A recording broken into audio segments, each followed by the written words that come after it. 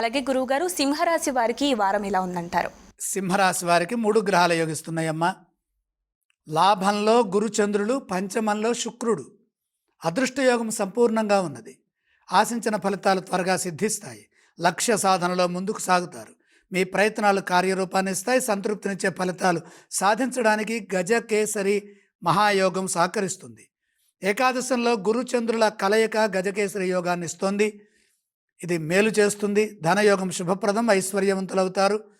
అందుకు తగిన విధంగా చేసే ప్రయత్నాలు సఫలమవుతాయి. మీ ఆలోచనలు అదృష్టాన్ని ఇస్తాయి. భవిష్యత్ అవసరాలను దృష్టిలో పెట్టుకొని సమయానుకూలంగా పనిచేయండి. స్థిరాస్తులను వృద్ధి చేసుకునే వీలు కలుగుతుంది. స్వర్ణాభరణాది యోగాలు ఉంటాయి. గృహలాభం సూచితం. వాహన యోగం ఉంటుంది.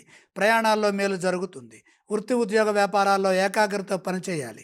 సకాలంలో కర్తవ్యాలను నిర్వర్తించండి. ముఖ్య కార్యక్రమాల్లో శ్రద్ధ వహించడం మంచిది. ఉద్యోగంలో శాంతంగా ముందుకు సాగాలి. ఎందుకంటే పంచమ రవి యోగము, పంచమ బుధ యోగము సహకరించట్లేదు. అలాగే వ్యాపారంలో కూడా జాగ్రత్తగా ముందుకు సాగాలి.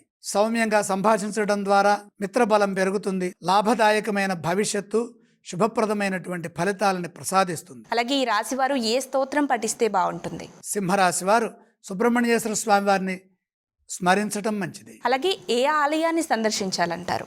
కుజగ్రహ దర్శనం మేలు చేస్తుంది. ఈ రాశి వారు ఏవేవి దానం చేస్తే బాగుంటుంది? అష్టమంలో శని సంచారం ఉన్నది.